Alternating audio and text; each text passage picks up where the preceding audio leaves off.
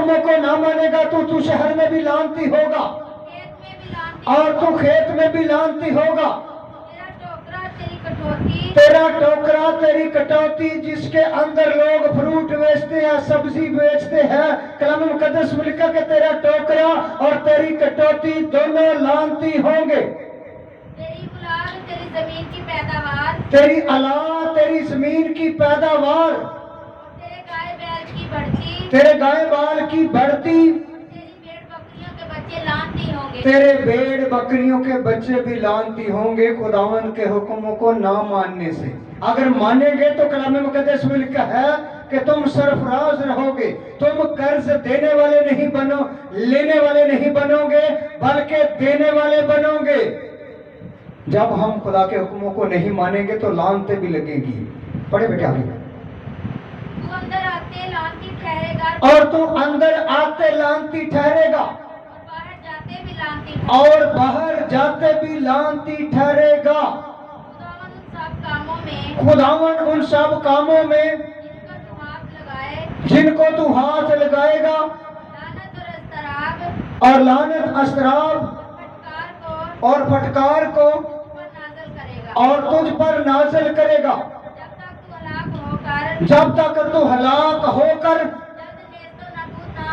جب تک تو نیست و نبوت نہ ہو جائے. یہ تیری ان بد عمالیوں کے سبب سے ہوگا جن کو کرنے کی وجہ سے تو مجھ کو چھوڑ دے گا. خداوند ایسا کرے گا اور لکھا ہے کہ وبا تجھ سے لپٹی رہے گی جب تک وہ تجھ کو اس ملک سے جس پر قبضہ کرنے کو تو وہاں جا رہا ہے فنا نہ کر دے. خداوند تجھ کو تپ دق اور بخار اور سوزش شدید حرارت اور تلوار اور باتیں سمون اور دروئی سے مارے گا. تپا دکھ بیماریاں تپش. خدا جب ہم اس کے حکموں کو نہیں مانیں گے خدا کے پاس بواسیر کی بیماری بخار کی بیماری ہر چیز کی بیماری ہے اس کے پاس. کیونکہ جو لوگ خدا کے کلام کو نہیں مانتے بیماریوں کو ان کے اوپر خدا مقرر کر دیتا ہے. کیونکہ کلام مقدس میں حبار کی کتاب میں لکھا ہے کہ میں ان بیماریوں کو تمہارے اوپر مقرر کروں گا میں آپ تمہارا مخالف بن جاؤں گا. خدا نے کہا کہ جب تم میرے حکموں کو نہیں مانو گے تو خدا ہمارے مخالف بن جاتا ہے.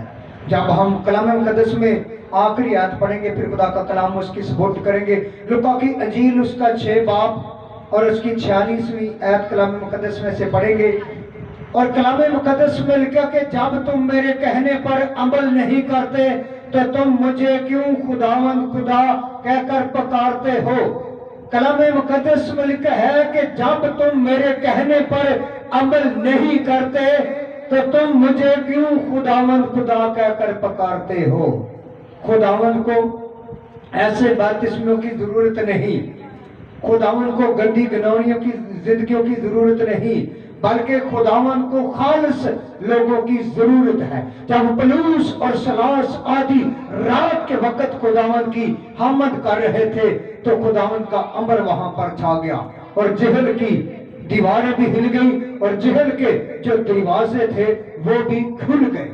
آج جب راست باز لوگ جو بھی کام کرتے ہیں وہ بابرکت ہوتے ہیں بشرطے یہ ہے کہ جب ہم خداوند کو اپنی زندگی میں رکھتے ہیں. میں اکثر بتاتا رہتا ہوں کہ 3 چیزوں کا ہمارے اندر ہونا لازمی ہے. پہلی بات خدا کا ہونا ہماری زندگی کے اندر. جو لوگ پانی کا بپتسمہ لیتے ہیں ان کے اندر خدا کا ہونا ضروری ہے. دوسری بات روح القدس کا ہونا ضروری ہے. تیسری بات خدا کا کلام ہمارے اندر ہونا ضروری ہے. اگر ان تینوں چیزوں میں سے ایک بھی کم ہے تو ہم نامکمل ہیں. اگر یہ 3 چیزیں ہماری زندگی میں ہوں گی تو زندگی بابرکت ہوگی. جب ہم جس किसी बीमार पर हाथ रखेंगे तो वो लोग शिफा पाएंगे, बीमारियां भागेंगी। क्योंकि जब जिंदगी बाबरकत होगी तो इब्लीस को आग लगेगी, जब जिंदगी बाबरकत नहीं होगी तो कैसे आग लगेगी। क्योंकि कलाम मुक़द्दस में लिखा है कि ऐ इस उम्मत के लोगों मेरे कलाम का लिहाज करो। जो लोग खुदा के कलाम का लिहाज करते हैं, खुदा के कलाम को अपने दिल में रखते हैं, लेकिन यकीनन वही सरफराजी पाते हैं। खुदा के जो खालिस लोग हैं,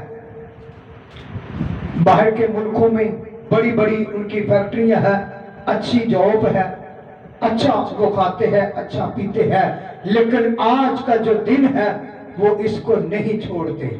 आज के दिन अपनी दुकानों को ताले लगाते हैं।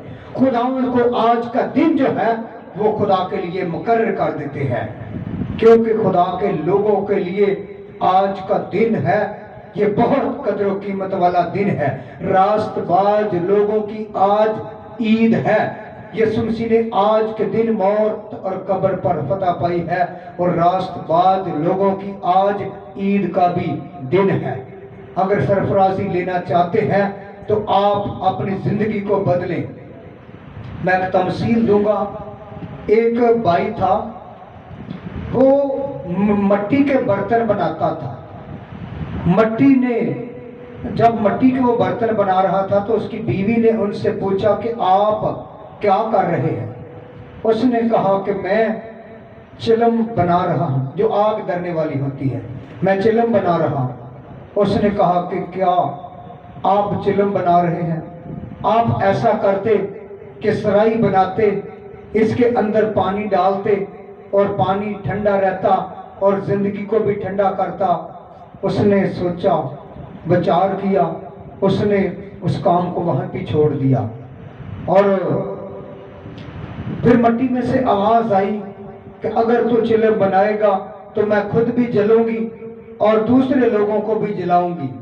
अगर सराई बनाएगा तो मैं लोगों को भी ठंडा करूंगी और आपकी जिंदगी को भी ठंडा करूंगी। उसने अपनी सोच को बदल दिया। उसने चिलम को छोड़ दिया और उसने सराई बनाई। सराई जब बनाई तो सराई के अंदर पानी डाला और खुद भी ठंडी होगी और दूसरों को भी उसने ठंडा किया। आज लोग अपनी सोचों को नहीं बदलते। उसने अपनी बीवी की बात को सुनकर अपनी सोच को बदल दिया, रवैये को बदल दिया, ख्याल को बदल दिया। लेकिन मेरे बहनों और भाइयों, आज जिंदगियों को बदलने की जरूरत है, सोचों को बदलने की जरूरत है। आज खुदावंद के हुक्म पर अमल करने की जरूरत है। सो खुदा इस कलाम के वसीला से सभी बहनों भाइयों को बरकत बख्शे।